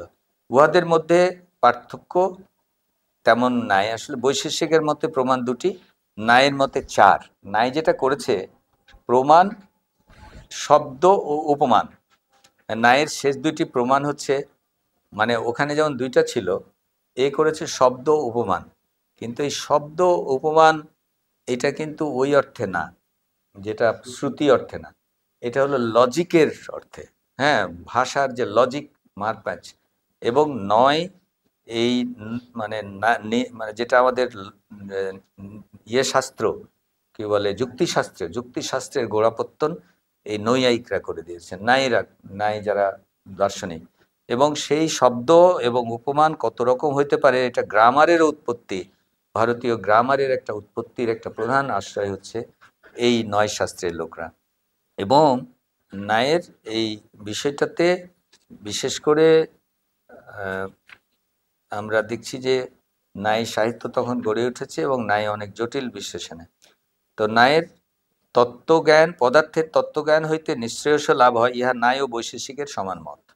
ন্যায়ও মনে করা যে পদার্থের থেকে হয়, এইখানে উভয়ের সমান কি বলে সমানতন্ত্রতা, আর ভাষা উভয়ে একই ক্ষেত্রে প্রায় একই ব্যবহার করেছে। তত্ত্বজ্ঞান, নিঃশ্রেষ, এগুলো সবই তারা একই ভাষা ব্যবহার করেছে। কিন্তু পার্থক্য দেখা দিয়েছে পদার্থের তালিকায়। বৈশেষিকের পদার্থ আগে যেটা বলেছে, ন্যায়ের তালিকা স্বতন্ত্র। ন্যায়ের মতে পদার্থ 6টি নয় 7টি, নয় 16টি, 7টিও নয় 16টি। এটা প্রমাণ এবং প্রমেয় প্রধান, তার সঙ্গে সংশয়, প্রয়োজন, দৃষ্টান্ত, সিদ্ধান্ত, অবয়ব, তর্ক, নির্ণয়, বাদ, জল্প, বিতান্ডা, হেতাভ্যাস, ছল, জাতি, নিগ্রহস্থান, মানে ভাষার আরও রকম গভীরে ওরা প্রবেশ করেছে লিঙ্গুইস্টিক অ্যানালিসিসের। এবং এটা প্রত্যেকটার আবার ইয়ে দিয়েছে, কি বলে কাঠামো দিয়েছে, প্রত্যেকের আবার সংজ্ঞা দিয়েছে। তাহলে ন্যায়ের মতে আমরা বললাম প্রত্যক্ষ, অনুমান, উপমান ও শব্দ 4টা করে দিয়েছে, মানে উপমান ও শব্দ যোগ করেছে, এবং সেইখানে শুধু যেটা প্রত্যক্ষ অনুমান ছিল বৈশেষিকের সেটা থেকে যোগ করেছে। এবং সবচেয়ে বেশি আলোচনা অনুমানের করেছে তারা। এবং এই মনের মতে প্রথমত ন্যায়ের মতে অনুমান 3 প্রকার।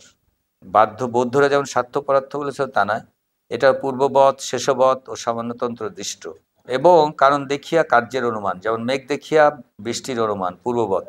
দেখো এগুলো কিন্তু অ্যারিস্টটলের যে সিলোজিজম, সহানুভাব, সেই সহানুমান ওর প্যারালালি কিন্তু আলাপ করছে। অ্যারিস্টটল ওই যে এইটা থেকে আলোচনা করে man is mortal, so Socrates is a man, therefore Socrates is mortal, সেই বিষয়গুলোর মতো করে এই যে কারণ দেখিয়া কার্যের অনুমান, যেমন মেঘ দেখিয়া ভবিষ্যৎ বৃষ্টির অনুমান, এটা হলো পূর্ববৎ। কার্য দেখিয়া অতীত কারণের অনুমান, যেমন ঘরের ছাদ জলসিক্ত দেখিয়া অতীতে বৃষ্টির অনুমান, এটা হলো শেষবৎ। আরেকটা সামান্য লতা হইতে বিশেষ সত্যের অনুমান, সামান্যত দৃষ্ট। যেমন যদি জানি যে কারণ ছাড়া কার্য হয় না, পরে যদি জানি যে জগৎটা একটি কার্য, তবে জগতে একটি কারণ রহিয়াছে, ইহা অনুমান করিতে পারো। ইহা হলো সামান্যত, মানে জেনারেলাইজড এক ধরনের ডিসকাশন, এটা হলো সামান্যত দৃষ্ট। অনেক গভীরে গেছে এগুলো আলোচনায়, হ্যাঁ, মানে ডিডাকশনের, ল্যাঙ্গুয়েজের। অনুমান যখন ভাষায় প্রকাশ করে তখন 5টি বাক্য থাকে, একে বলে অবয়ব। সেজন্য অনুমানকে পঞ্চাবয়ব বলা হয়। যথা পর্বতে আগুন আছে, যেহেতু সেখানে ধূম দেখা যাচ্ছে, 2। এক হলো পর্বতে আগুন আছে, যেহেতু সেখানে ধূম দেখা যাইতেছে, 2। যেখানে ধূম থাকে, 3, মানে 3-এ এসে যেখানে ধূম থাকে সেখানে আগুনও থাকে, যেমন রান্নাঘর ইত্যাদিতে। 4, পর্বতের ধূম দেখা যায়। 5, অতএব পর্বতে আগুন আছে, ইহাই সিদ্ধান্ত। তাহলে এই যে 5টা অবয়ব দিয়ে সিদ্ধান্ত আসে, অ্যারিস্টটলের মতো মনে হয় না? ওই কাছাকাছি না? উনি একভাবে বলেছে, কিন্তু এখানে পঞ্চভাবে কিন্তু 1 2 3 4 করে 5 করে উনি কিন্তু খুব চমৎকার ভাবে, হ্যাঁ, একটা মানে কাঠামো তৈরি করে তারা কিন্তু লজিক, এটা তার মানে তারা ভারতের যুক্তিশাস্ত্রের প্রতিষ্ঠাতা। কিভাবে প্রতিজ্ঞা করে, সাধ্য করে, তারপরে এই যে নানানভাবে এসে, হ্যাঁ, তারপরে পক্ষ করে, তারপরে সিদ্ধান্তে আসা, এই সিদ্ধান্তে আসার মানে জটিল এই ধাপগুলো তারা বলেছে। এবং সেখান থেকে উপমান এবং শব্দ কিভাবে জ্ঞান হয়, সেই আলোচনাগুলো ওনারা কিন্তু করেছেন। তাহলে আমরা দেখলাম যে তারা যুক্তিশাস্ত্রের, লজিকের ওয়ান অফ দ্য ফাদার্স। এখন তাহলে প্রমেয় মানে কি, প্রমেয় সম্পর্কে তারা কি বলে? প্রমেয়ের তালিকাটা এইরূপ: আত্মা, শরীর, ইন্দ্রিয়, অর্থ, বুদ্ধি, মন, প্রবৃত্তি, দোষ, হ্যাঁ, প্রত্যভাব, ফল, দুঃখ, অপবর্গ ইত্যাদি, ইহাদের প্রত্যেকটি অস্তিত্বের প্রমাণ ন্যায় সূত্র দিয়েছে। মানে ন্যায়ের প্রমেয় তালিকাতে এগুলো, যে শরীর, ইন্দ্রিয়, বুদ্ধি, মন, প্রবৃত্তি ইত্যাদি নানান কিছুকে তারা প্রমেয় তালিকায় এনেছে। এবং ইন্দ্রিয়ের বিষয় হিসেবে পঞ্চভূত অর্থাৎ জগৎ পাওয়া যায়। এইগুলো শরীর বা ইন্দ্রিয় সম্বন্ধে লোকের যেমন যেমন সংশয় হয় না ইত্যাদি, হ্যাঁ, বিশেষগুলোকে প্রমেয় বলেছে। আত্মা অনুমিত হয় তার গুণ, ইচ্ছা, সুখ দুঃখ ইত্যাদি স্থান হইতে বৈশেষিকের মতো করে আত্মাকে ভেবেছে, মানে জীব হিসেবে। শরীরকে কিভাবে জানি? চেষ্টা এবং ইন্দ্রিয়ের আশ্রয় রূপে শরীরের সম্পর্কে বলেছে। আমরা এইগুলো সম্পর্কে ডিটেল, মানে ব্যাপারটা হলো কি, যে এই ডিটেলে গিয়ে তর্ক বিতর্ক করা ইস্যু না। ইস্যু হচ্ছে যে তারা এই জগৎকে জানার চেষ্টা করেছে বাই সার্টেন যুক্তি এবং তার সাথে অভিজ্ঞতা, প্রকৃতি। আমাদের যেটা জানার বিষয় যে তার ঈশ্বর সম্পর্কে ধারণা করা হয়েছিল, মানে যেহেতু এটা একটা প্রধান প্রমেয়, তাই না, ভারতীয় দর্শনে। নাই ঈশ্বরের কথা তুলিয়াছে জগতের কর্তারূপে, বৈশেষিক ঈশ্বর অবিশ্বাস করে নাই, কিন্তু নামটি লয় নাই। মানে হ্যাঁ, অসিদ্ধ বলেছে আর কি, অসিদ্ধ বলেছে, হ্যাঁ, মানে অসিদ্ধ তো সাংখ্য বলেছে, আর বৈশেষিক অসিদ্ধও বলে নাই, সরি, বৈশেষিক বলেছে নাম নাই নাই, মানে হ্যাঁ, বচরা আমরাস্য প্রাণন, কিন্তু নাম ঈশ্বর, বৈশেষিক ঈশ্বর অবিশ্বাস করে নাই, কিন্তু নামটি লয় নাই, তিনি বলিয়াই শেষ করিয়াছে, প্রমাণ দিয়ে অস্তিত্ব প্রতিপন্ন করতে চেষ্টা করে নাই। ন্যায় নামটিও লইয়াছে, অস্তিত্বের প্রমাণও দিতে চেষ্টা করিয়াছে। প্রথম প্রমাণ জগৎ কার্য, একজন কর্তা তাহার থাকা যুক্তিসঙ্গত, একদম অ্যারিস্টটলিয়ান লজিক। অ্যারিস্টটল বলেছে না, কার্যকারণ কার্যকারণ পিছনে গেলে একটা ফার্স্ট কজ ধরে নিতে হবে। ঠিক একইভাবে তারা বলেছে যে যেহেতু কার্যকারণ সম্বন্ধে জগৎ বাঁধা আছে, প্রথম প্রমাণ হচ্ছে জগৎ কার্য, একজন কর্তা তাহার থাকা যুক্তিসঙ্গত, লজিক্যাল ট্রুথ, এম্পেরিক্যাল ট্রুথ বলে নাই। উপযুক্ত কর্তা ঈশ্বর ছাড়া আর কেউ হইতে পারে না, হ্যাঁ, তাহার থাকা মানে একজন কর্তা তাহার থাকা যুক্তিসঙ্গত, উপযুক্ত কর্তা ঈশ্বর ছাড়া আর কেউ হইতে পারে না, অতএব ঈশ্বর আছেন। কর্তা উপকরণ ছাড়া কাজ করিতে পারেন না।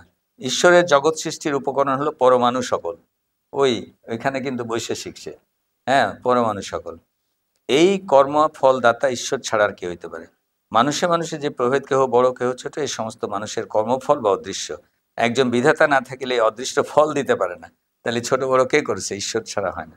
অতএব বিধাতা বা ঈশ্বর আছেন। ন্যায়ের মতে কর্ম নিজের ফল নিজেই দিতে পারে না, ইহারা কর্মফল দেওয়ার জন্য ঈশ্বর স্বীকার করিতে হয়। কর্ম আপনার ফল দেয় না। তার মানে হলো এই যে ন্যায়ের এইসব যুক্তিতে সংশয় হতে পারে ও আপত্তি প্রতিপত্তি, কিন্তু এটাই হচ্ছে অন্তত পক্ষে সে আর্গুমেন্ট করার চেষ্টা করেছে বাই রিজনিং, রেশনাল আর্গুমেন্ট দিয়ে সে একটা ঈশ্বরের। তার মানে হলো কি, তাহলে এটা হলো শেষস্বর বৈশেষিক, আর বৈশেষিক হচ্ছে নিরীশ্বর নাই, মানে এই জন্যই উচ্চারণগুলো হবে বৈশেষিক নাই, সাংখ্য যোগ, উত্তর পূর্ব মীমাংসা উত্তর মীমাংসা। তাহলে এটাও কিন্তু ত্রিধারা, দর্শনের ত্রিধারা, স্বরদর্শন, কিন্তু ধারা কিন্তু তিনটা, এটা হলো মীমাংসা, এটা হলো সাংখ্যযোগ, বৈশেষিক নাই। নাই আসলে বৈশেষিকেরই সব, ঈশ্বরকে তারা যুক্তি দিয়ে যেহেতু স্বীকার করেছে, এই মাত্র খালি তাদের পার্থক্য। এবং আসলে মুক্তিও কিন্তু নায়ে পদার্থের, এই যে সবকিছু জ্ঞান থেকেই মুক্তি, এটাও কিন্তু বৈশেষিকের মতোই।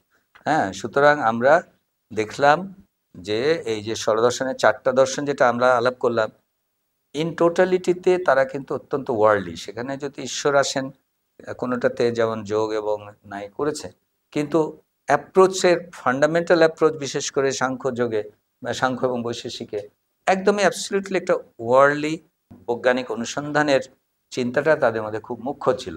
মানে আমরা যেভাবে জানি যে ভারতীয় দর্শন মানে মরমী, আদার ওয়ার্ল্ড, সবকিছু পূজা আর্চা সবকিছু, মানে যেভাবে ওয়েস্টার্নরা পিকচারাইজ করেছে ইতিহাসে, আমাদের মাথার ধারণার মধ্যে এটা থাকে।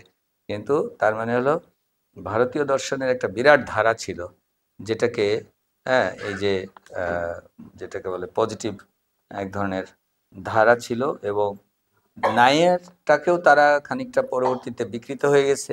কারণ ন্যায় শাস্ত্রে যারা আবার তর্ক করতে করতে এমন অবস্থা হয়েছে, তর্ক মাথা থেকে, মানে ওই যে অংশটা ছিল যে আসলে ফিজিক্যাল ওয়ার্ল্ড জানবো, জানার পরে সাথে পরবর্তীতে ল্যাঙ্গুয়েজ দিয়ে আমি তর্কের সেট আপ করবো, কিন্তু তর্কই প্রধান হয়ে গেল। তারপরে আস্তে আস্তে আমাদের দেশে তর্ক বাগিস থেকে শুরু করে নানান উপাধি তৈরি হয়ে গেল, তর্ক রত্ন, তর্ক বাগিস। এবং এটা এমনই একটা প্রফেশনে রূপান্তরিত হয়ে গেছে যে ওয়ার্ল্ডের জ্ঞান লাভের দরকার নাই, আমার খালি কুটো তর্ক করতে পারলেই, এবং সেটা তো আমরা প্রত্যক্ষ ভুক্তভোগী বলতে গেলে। এবং এটা ভুক্তভোগীর চমৎকার উদাহরণ রবীন্দ্রনাথ দিয়েছিলেন, এটা বলে আমি শেষ করি, জুতা আবিষ্কার গ্রন্থে। কারণ ওখানে মনে আছে যে হবুচন্দ্র রাজা যখন তার পায়ের, হ্যাঁ, কি বলে, ময়লা কিভাবে থেকে মুক্ত হবে, এই আলোচনা যখন করলেন, তখন এই ডাক দিল, সব ব্রাহ্মণদেরকে ডাকা হইল, এবং তার থেকে নবদ্বীপ থেকে সব তর্করত্ন, হ্যাঁ, বিভিন্ন রকম নৈয়ায়িক, এই যে ন্যায়শাস্ত্রে যারা পণ্ডিত, তাদেরকে হাজির করা হলো। তারা দিনরাত ওখানে তর্ক বিতর্কে লিপ্ত হইল, বুঝছো। কিন্তু শেষে পাশের বাড়ির এক মুচি, হ্যাঁ, সেই প্রতিবেশী, সে একটা জুতা পায়ে দিয়ে বলল, নিজের দুটি চরণ ঢাকো, তবে ধরনী আর ঢাকতে নাই হবে। এটা কিন্তু এম্পেরিক্যাল। ওই লোক কিন্তু হচ্ছে অভিজ্ঞতা থেকে, হ্যাঁ, ওই লোক হচ্ছে প্রত্যক্ষ থেকে যে কি করলে ঢাকা হয়। এরা হলো গিয়ে সেই, মানে যদি আমি রিজনকে আবার অতিরিক্ত টেনে নিয়ে যাই, আমি যদি মানে রিজন বা লজিককে যদি অতিরিক্ত টানি আর তার সঙ্গে যদি আবার শিল্প সাহিত্য আরোপ করি, তার সাথে যদি সঙ্গীত আরোপ করি, তার সঙ্গে যদি আবার আবৃত্তি আরোপ করি, তাহলে কিন্তু খবর আছে। কারণ তুমি ওইটা উইপনাইজ হয়ে যায়, হ্যাঁ, এবং তর্ক বিতর্ক যদি উইপনাইজ হয়ে যায়, তাহলে আর জ্ঞান বিজ্ঞানের সত্যিকার দিকে কেউ আর যায় না। এটাই হচ্ছে একটা নেশা হয়ে যায় এবং ওইটা একটা জাতীয় বৈশিষ্ট্যে পরিণত হয়। রবীন্দ্রনাথ কিন্তু ওই বৈশিষ্ট্য বাঙালির টের পেয়েই কিন্তু এটা একটা খুবই মানে কবিতা। তো আমরা তাহলে আজকে শেষ করি।